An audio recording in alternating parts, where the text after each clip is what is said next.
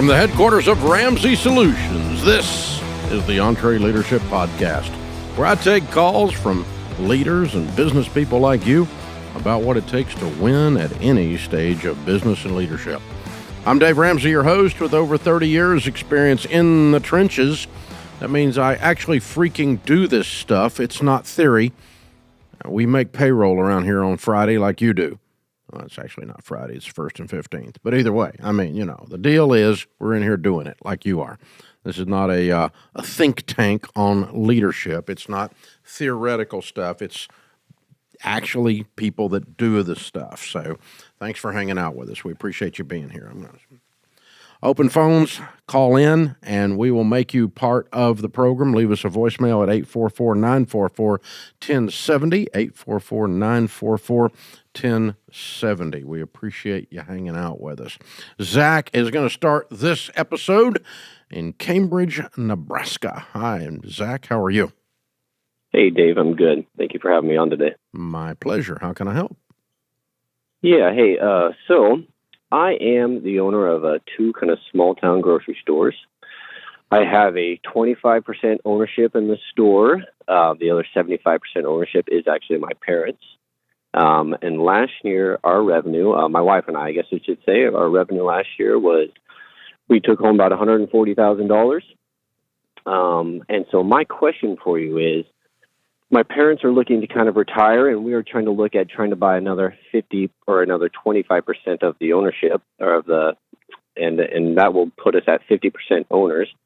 And we are kind of valuing that about $500,000 is what it would be to purchase that other 25%. And I know you have experience in that and having family members come up and take over the reins. So I'm just kind of curious to get some input on your behalf on some of the ways that we can do that without having to go to the bank to take out money at an 8.5% interest rate right now. Which would be suicidal. Agreed. Why only 25%? Why not buy the whole thing? That's a good question. I guess I don't know why. My parents they're trying to look at this to still have a little bit of a revenue stream to come in. And this is two small grocery stores as well. So we are definitely in like the treadmill operator stage on both of the stores. Logistically, it would be tough for me to try to run both of them right now anyway. If they're going to retire, somebody's got to run them. Very true. I mean, he's not, Pop's not working anymore. So who's going to run the other store? There is people in place there that could definitely run the store. Okay. It's just a matter, I think, of coaching them up enough in the next couple of years or whatever the case may be to run the store. Yeah, before you buy it, that's got to happen. You got to have somebody to run it because he's going to retire, whether it's 25% or 75%. So if we were to run the P&L on the stores, the profit and loss statement on the stores, with a manager running the other store and you running the store that you're in, what is the net profit after those expenses? Not paying Dad anything because Dad's gone. What would be the net profit? So last year, the net profit, if you would just go for both stores, the net profit probably for last year, both stores was around $400,000. Okay. All right. And so this is worth, 500 is probably pretty close for a fourth of it. Okay. No, it's not either. Wait a minute. No, it's not worth $2 million. No. I wouldn't pay 5X.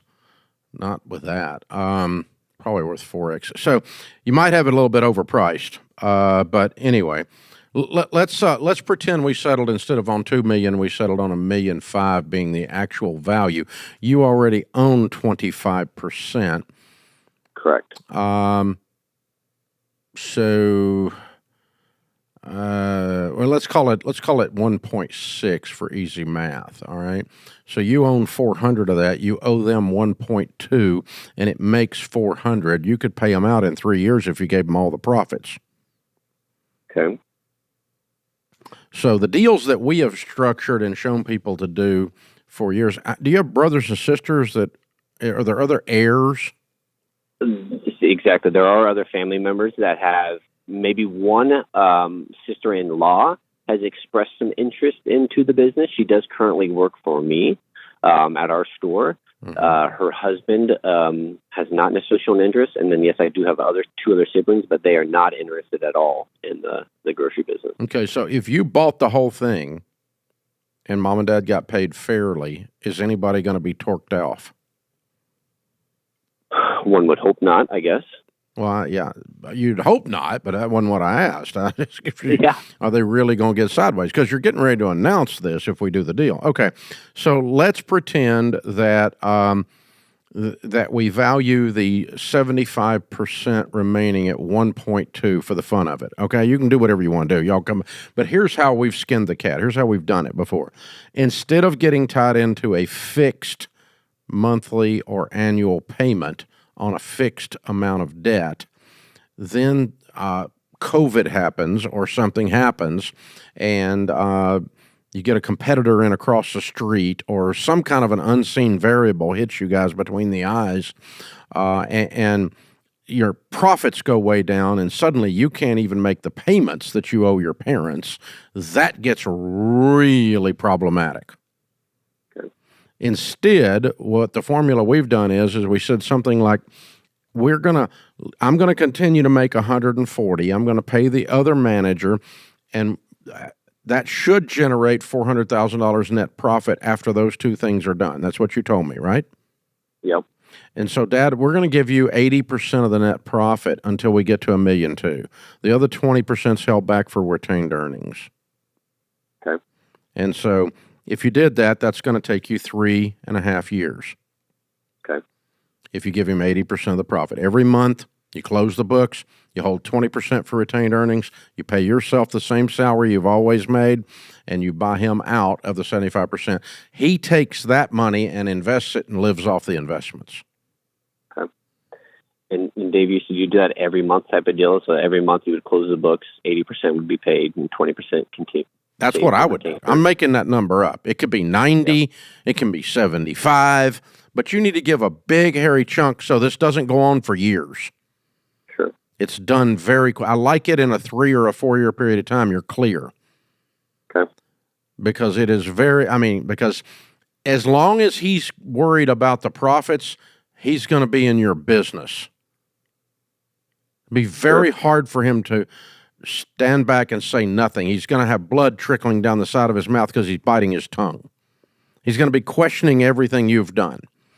You've been working together a long time. He trusts you, but now his livelihood is dependent on your business acumen to create this. So I want to shorten the time that stress is on your all's relationship by giving them the most I can give them reasonably, okay? 90%, 80%, something like that, to where the more we give him, obviously, the less time this deal is going to go. And then he's going to have to take that money and turn around and invest it in good mutual funds with a good SmartVestor Pro and, get set up here to take care of himself, because he's not going to live out of the stores his whole life. Yep. Now, in our case at Ramsey, we didn't do any of that. All we did was just give it to the kids. The kids already own 99% of this business. I own 1%, and I own the only voting stock. Okay, so I'm still in control. I can still do whatever I want to do. I can still pay myself the whole thing, which I do, all that stuff. So, but at some point when I'm done, either dead or whatever, I've been managing this for God. They get the opportunity to manage it for God. I don't need money out of it to live. My wife doesn't need money out of it to live. I will wander off into the sunset in some form or fashion, and they will become the owners. And they paid nothing for it. But I paid nothing for it either. God gave it to me. So there you go. Yeah. But that's different in this case. That your dad's going to need some money. This is his asset. He probably doesn't have a bunch of other money.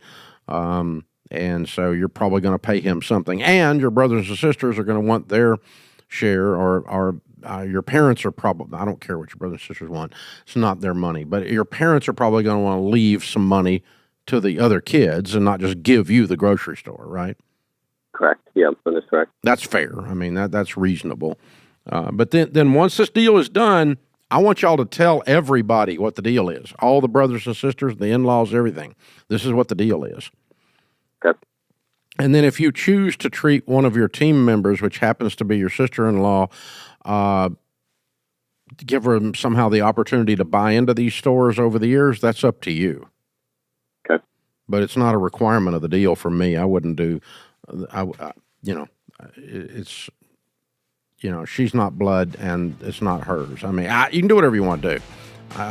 Y'all can make this up as you go, but I would not go and borrow $1.2 million on an SBA loan, and then the first time things turn down, you're cleaning the Campbell's soup off the shelves trying to stay open. It just scares the crap out of me. No way I'm doing that deal. This is the EntreLeadership Podcast. Your business is humming, but now you're falling behind. Your team's buried in manual work. It takes forever to close the books. Arriving at one source of truth is like pulling teeth. If that describes your business, you should know these numbers: 36,000, 25, and 1. 36,000 businesses have upgraded to Netsuite by Oracle, because Netsuite is the top cloud financial system for streamlining accounting, financial management, inventory, HR, and more. Netsuite turns 25 this year. That's 25 years of helping businesses do more with less, close their books in days, not weeks, and drive down costs. And one, because with Netsuite, you get a customized solution for your KPIs in one efficient system, one source of truth. You can manage risk, get reliable forecasts, and improve margins. Everything you need for better decisions, all in one place. Plus, right now, download NetSuite's KPI checklist for consistently excellent performance for free at netsuite.com/Ramsey. That's netsuite.com/Ramsey to get your own KPI checklist for free. Hey gang, if you've been listening to this podcast for a while, you probably heard me or other callers mention the stages of business, from treadmill operator all the way through to legacy builder. There's 5 stages. And how do you find out what stage you're in? Well, the EntreLeadership team just released our new and improved Stage of Business Assessment. It'll help you easily and accurately and free identify exactly where your business is today, and then you'll know what to work on to level up and move to the next stage and get the best possible results. Continue to progress in your business acumen. Yeah. Click the link in the show notes or go to EntreLeadership.com and find out which stage of business you're in. The assessment is completely free. You got to check it out. Hey, we want you to join us, be part of this program. Dial the number at 844-944-1070. Leave a voicemail. Our team will get back with you and set you up to be a caller. That's exactly what happened to Matt. He's in Tahoe City, California. Hey, Matt, how are you? I'm doing well. Thanks for taking my call, Dave. My pleasure, sir. How can I help today? My question for today is I'm curious if I should set up a separate company or an LLC to lease equipment and vehicles back to my various businesses that I own. It doesn't serve any purpose except risk management. There's no tax advantage to it. Why would you do this? My thought is some of the businesses that I own a primary underground utility contracting business, which is my main bread and butter. In addition to that, I also have several properties that mainly they're just rental properties that I need to do some overall, what's called general improvements to. And so my thought is I can rent equipment for that particular LLC and spend a lot of money on that, which I will not recoup. Or I could purchase it and then use those same pieces of equipment, basically lease them for those particular projects, and then use them on the other businesses without, just as a way to kind of keep things straight. And then also, as you lease those pieces of equipment, that allows to pay those pieces of equipment off. It's also creates funds then for purchasing other equipment down the road. There's no magic money being created here, man. You realize that. It's your money. You're just swapping pockets with it. Okay. It didn't create money by doing this. I mean, okay, you're going to go buy. Give me an example of one of the pieces of equipment. What is it? Like an excavator, like a mini excavator. Okay, what's that cost?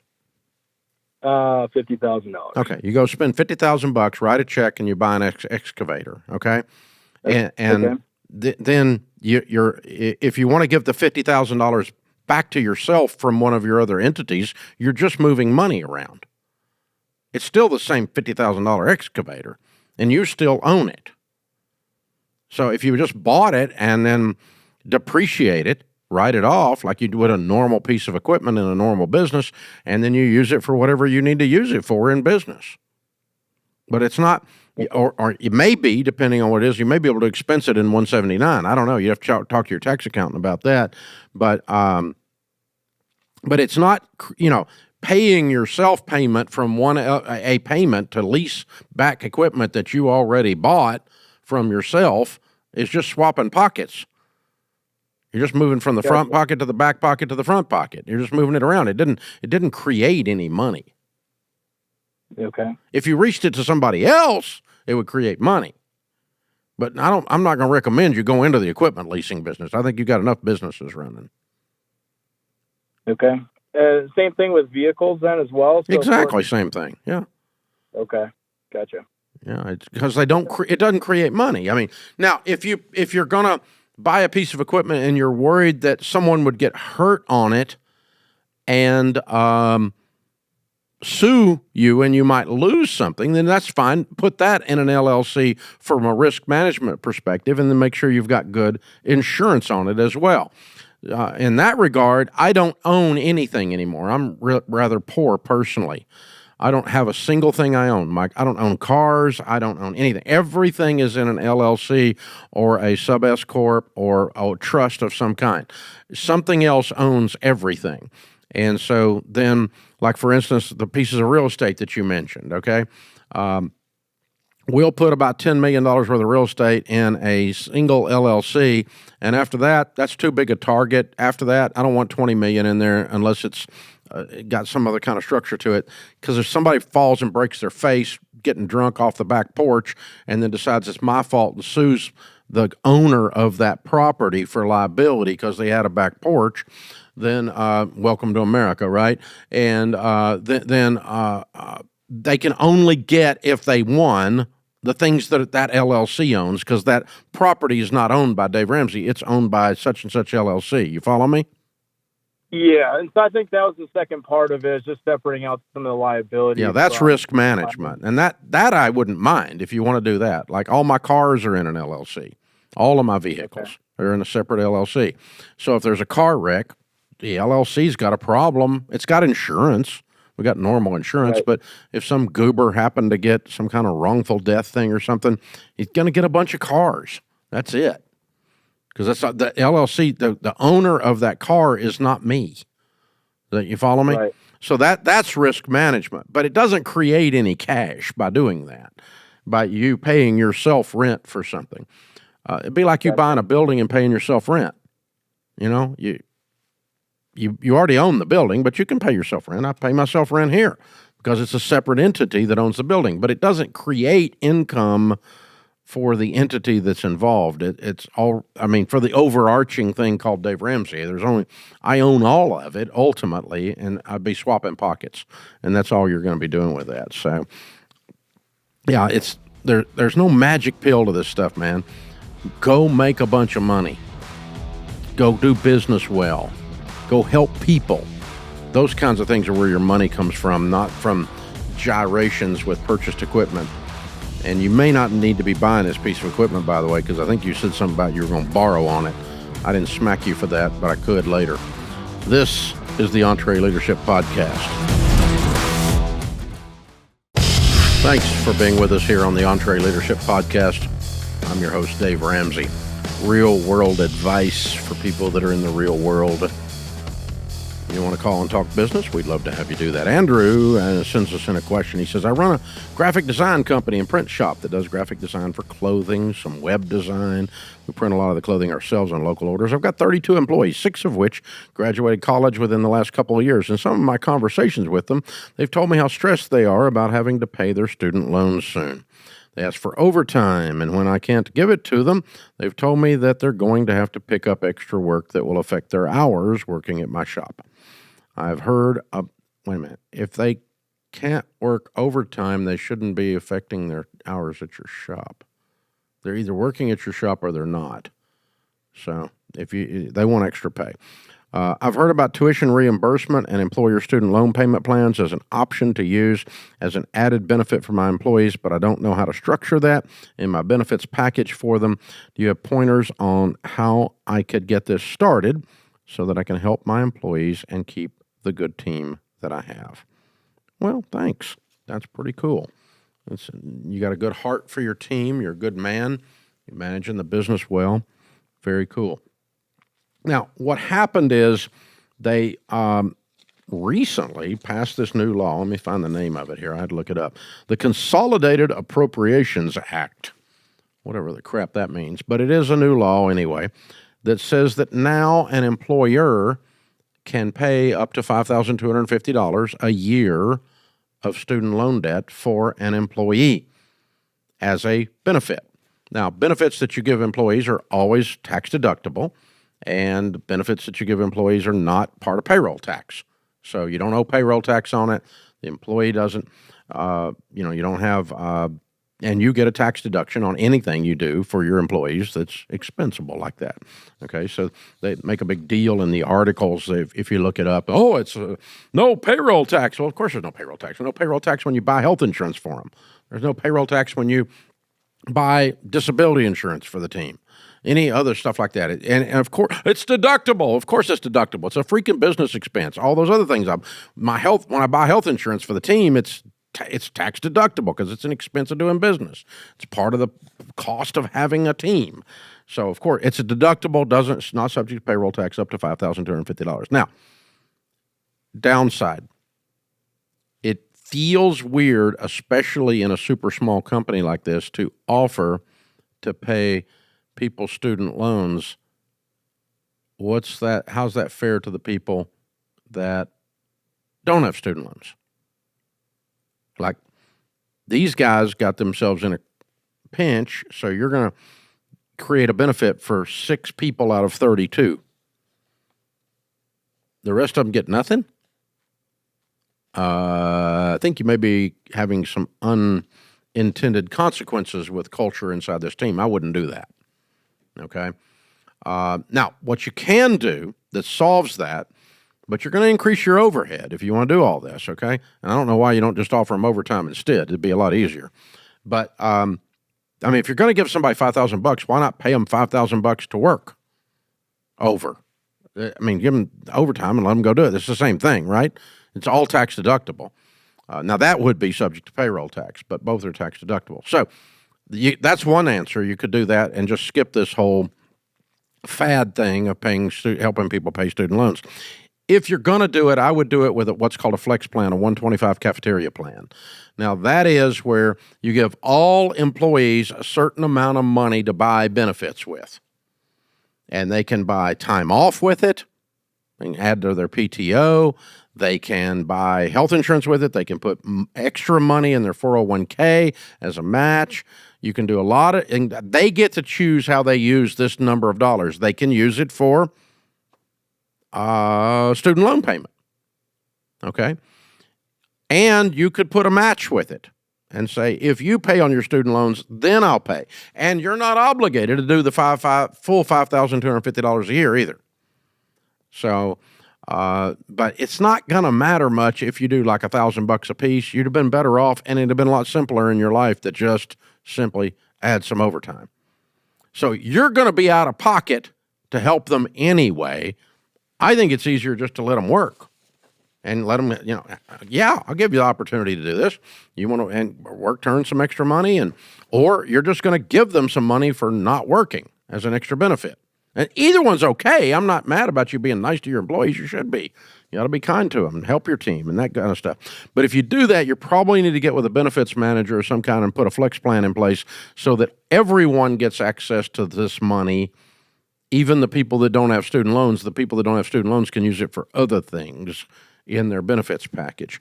And that's how I would structure it. But see, you've just raised your overhead for 32 people, not for 6 people when you do that. If you simply offered some overtime to these 6 people who got trouble, then you didn't raise your overhead so much, and you accomplished the goal of helping them with their student loan debt. So that's the thing. Student loans coming due in October is stressing the crud out of people. So you can join me, Rachel Crudes, and Jade Warshaw. We're going to be doing a student loan live stream on September the 12th. It's completely free, and we want you to watch this event. Go to RamseySolutions.com/student loans and register for the free live stream. And we're going to be talking about what to do, how to deal with the fact as individuals that you've got these student loans coming due, and they're going to start back, and it's coming in October. It's been coming for a long time. It shouldn't be a surprise. Christmas is always in December, but it's coming, and we're going to help you with it. So student loan live stream September 12th. If you want to watch that for free, we'd recommend it. It's going to be good. Me and Rachel, Jade are going to do that. RamseySolutions.com/student loans. Tyler is in Oklahoma City. Hey, Tyler, welcome to the EntreLeadership Podcast. What's up? Oh, not a lot. Thanks for taking my call, Dave. I've been listening since 2020. Big fan, but I am a 21-year-old owner of a business that is going to do a little over $3 million in revenue this year. Way to go, dude. Well, thank you. And I am wondering, we have a young corporate team. We're very inexperienced in the industry, but we've made it this far, obviously. And I'm wanting to know how to take that inexperience and the being so young and turn that into a great team that can break through that average ceiling. Wow. Well, you already broke through the average ceiling. I mean, you're 21 years old and got a $3 million business. That's way above average. So congrats, stud. Proud of you. What kind of business is this? It's a smoothie bowl and smoothie shop. We kind of, I was fortunate enough to travel growing up, and I tried some smoothie bowls from places like Hawaii and Florida and California, and just kind of took that and brought the culture of the islands back to Oklahoma, where there's obviously not an ocean anywhere in sight. How many stores have you got to do $3 million worth of smoothie bowl? We just opened up our 6th one in March. We started in 2018. Gracious. Yeah, we started in the back of a boutique, kind of like how you started on a card table. And I was a senior in high school. And my dad, I told my dad I didn't want to go to college, and we talked through some options, and we bought a name and a freezer and a fridge and a blender and just kind of made it work. What a country, America. Oh, right? My gosh. 21 years old and $3 million worth of smoothie bowl. I'm so impressed. Wow. Thank you, sir. Very cool. Very cool.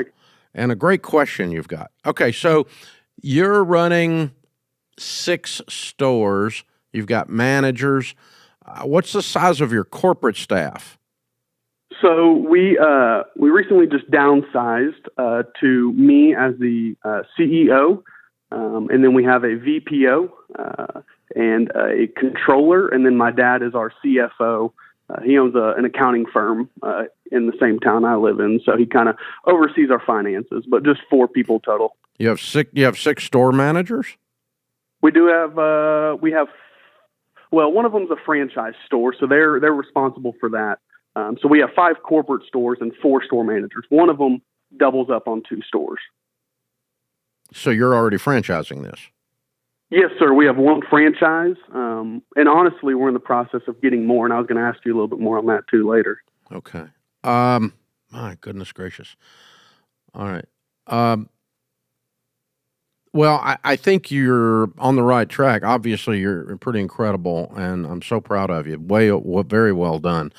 The thing is this, you can never read enough or learn enough when you're in a growth curve like this. And so everything that Jim Collins writes, everything that Simon Sinek writes, everything that Malcolm Gladwell writes, and everything John Maxwell writes, everything Henry Cloud writes, you find people like that are writing some of the best business leadership. Craig Groeschel, start listening to his leadership podcast. Everything like that you can get a hold of and start learning anything about leadership, any of the nuanced areas of leadership and of growth, and just make the team leadership junkies. And you become a leadership junkie. When I was your age, when I was at your stage of business, I was older than you in this business by the time I got there. But John Maxwell back then had a tape of the month. They used to have these things, Tyler, called cassette tapes, and he would put out this cassette tape, Maximum Impact, and I would get it on leadership, and that got me reading every book John's ever written. John's become a friend. Oh, Pat Lencioni, don't miss him. Everything Pat writes, you ought to read. And so I've read every book that every one of those guys I just mentioned have written.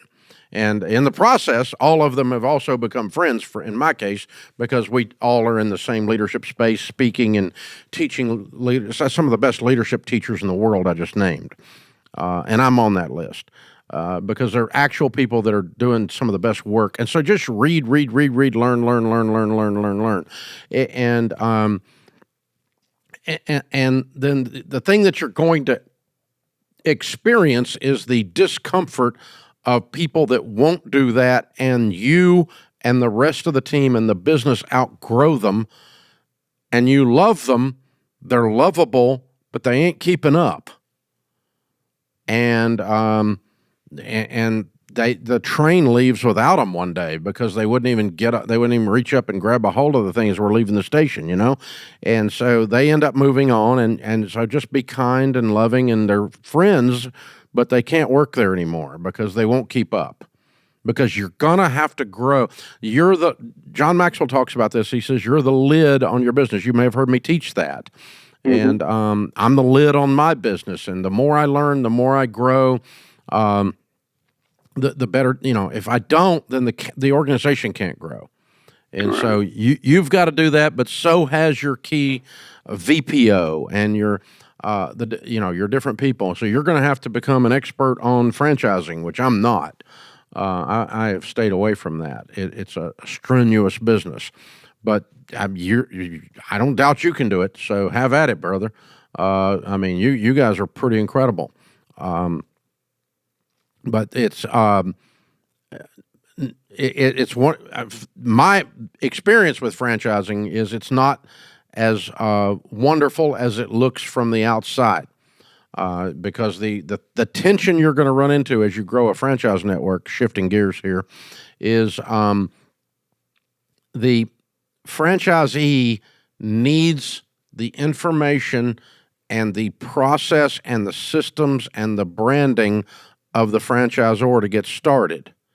Then once the franchisee is successful, they tend to think they made it successful, and you tend to think all the stuff you gave them made it successful. And when they fail, the franchisees that fail, they tend to think that you didn't help them enough is why they failed, and you tend to think they failed because they screwed up. And the truth is somewhere in the middle on all of this. But there becomes this tension that they forget why we got married. They forget why they loved you at the start once they start being successful, and they start to strut around and act like they did it by themselves, and they didn't do it by themselves, and then they don't want to pay the royalties, or they want to open up something in competition with you in violation of about 63 things in the agreement, and you end up in lawsuits. And so there's all kinds of issues like that you're going to run into. So you've got to manage that relationship and warn the franchisee that, listen, it will not be successful without you, and it will not be successful without me. You will not lose. You will not fail if I have anything to do with it, but you can certainly cause it to fail by not working, by not treating the customer right, by not treating your team right. You can run a business poorly, and I can't keep you from screwing it up. And so you get to have these discussions with franchisees as you move forward, and it's a whole nother group of relationships to manage in a whole nother strenuous way, in addition to the other stuff you get to do running the business. So that's why some organizations have chosen to just stay with company stores instead of going the franchise route. You may or may not decide to do that. I'm not saying it's a bad idea. I'm just saying it's not all Skittles and rainbows. There's stuff there that's real that you've got to get through. So I sure hope it works for you, because you're an absolutely incredible young man. I'm so proud of you. Very, very, very well done. That is good stuff. I love it. This is the EntreLeadership Podcast. Thank you for joining us, America. This is the EntreLeadership Podcast. I'm your host, Dave Ramsey. Hunter is in Columbus, Ohio. Hi, Hunter. Welcome to the show. How can I help? Hey, Dave. Thanks for having me on the show. I'm a small business owner, like you said, in Columbus, Ohio. I own and operate an audio-visual production company, projected to do $180,000 this year, and I have 3 part-time employees. I've got tons of customers that are constantly late. When should I put my foot down and start charging customers late fees? I'm always worried about my reputation. You already have a reputation of being weak, right? Yeah. Because they're getting away with it. So they already know it. Yeah. So we have to change that reputation. So what I discovered on collections problems is I don't have a collections problem. I have a sales problem. You need to sell this differently on the front end.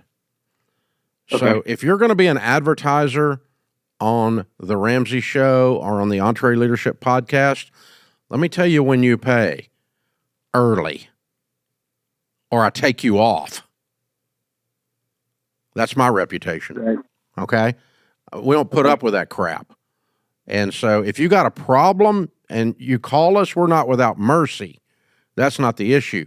But this thing of you're just sloppy, or you think that we're somebody that doesn't do. No, we tell you on the front end, when you sign up to be an advertiser, you're going to pay on time. We do not have grace and mercy on this.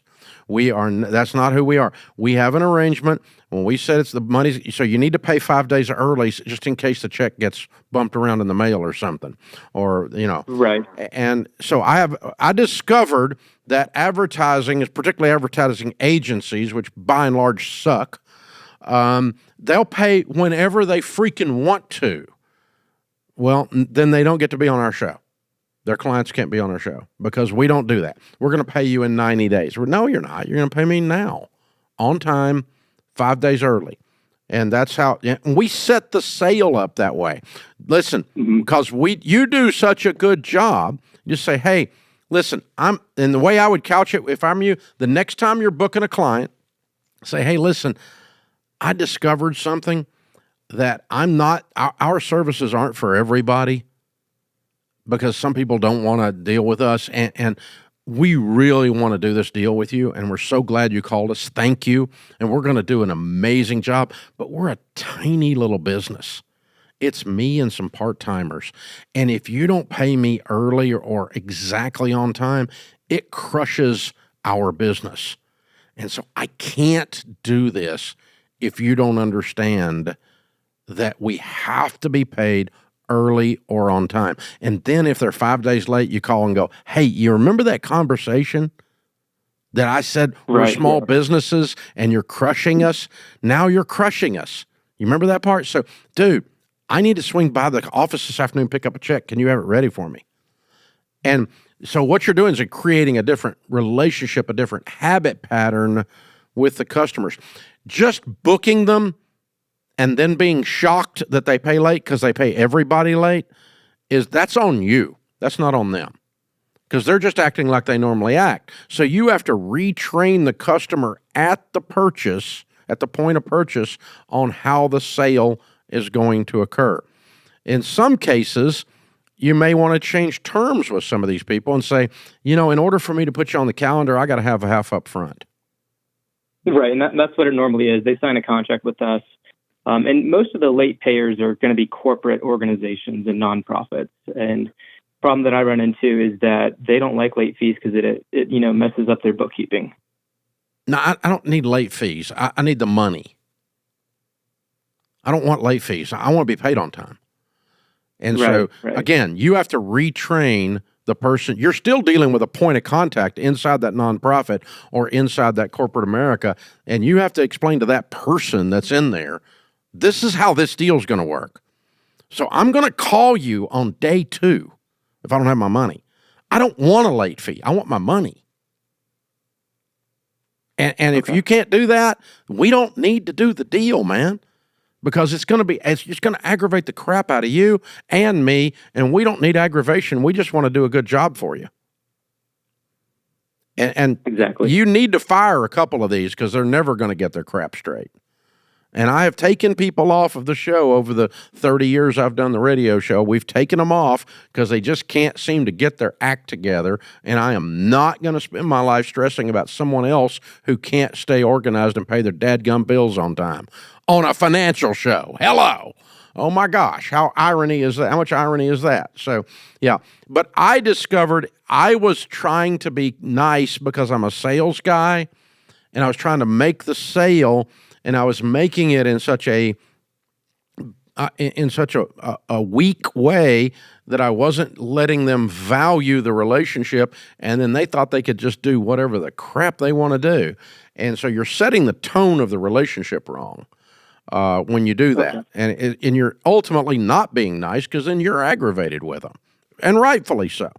But yeah, some of these people, it is their modus operandi to be disorganized and pay late because they just forget and they're not in, but as soon as they get an invoice from you, they're going to remember this conversation, or they'll remember the other conversation where you called them a day later and go, okay, where is this? Can I just do an auto draft of some kind? I mean, can you want to Venmo me? How you want to do it? Because I need to go ahead and collect now because you're killing me. You guys are a big deal over there, and I'm a tiny little guy, and you're crushing me by not paying me. And, there's very few people that you have to endure their disorganization. And we have chosen not to work with large organizations, big companies that just refuse to pay on time. They think that they can just get away with it because they're so-and-so. And we just life's too short, man. You're fired as a customer. I'm not putting up with this crap. And I can't seem to retrain you to make you behave. And so we're done. Life's too short. Because it hurts your feelings, it makes you mad, and at your size, man, it's critical. It's critical. 180,000 gross top line. I mean, you don't get 2 checks. You got a problem. You can't pay your own light bill and feed your kids at home. It's a big deal. So you really have to set this up front. A collections problem is not a collections problem that is solved by late fees. It's solved by selling the original account properly, setting the relationship up properly, not being smart aleck, but being very clear up front. I'm honored to be working with you guys, but I need you to clearly understand we are not big enough to be your bank. We can't hold your paper for 30 days. You got to cut me a freaking check. And you got to, and because I can't handle it. You'll kill me over here, man. And my babies need to eat. And so when I send the bill, you got to right then, you got to turn it. And we're not going to look up 60 days, and I don't need late fees. I need money. So that you just set the tone on it. It changes everything when you do that. So very, very well done. Hey, Hunter, you're in a really neat place in business. I had to learn that when I was at your size, and you can tell by the smart aleck tone of my voice, I learned it thoroughly. So there you go. Hey, remember, better a wary warrior than a quivering critic. Leaders serve. Leaders are active, not passive. Leaders act on principle, not appearances. This world needs more high-quality leaders. So choose to lead. I'm Dave Ramsey, your host. Thanks for listening to the EntreLeadership Podcast.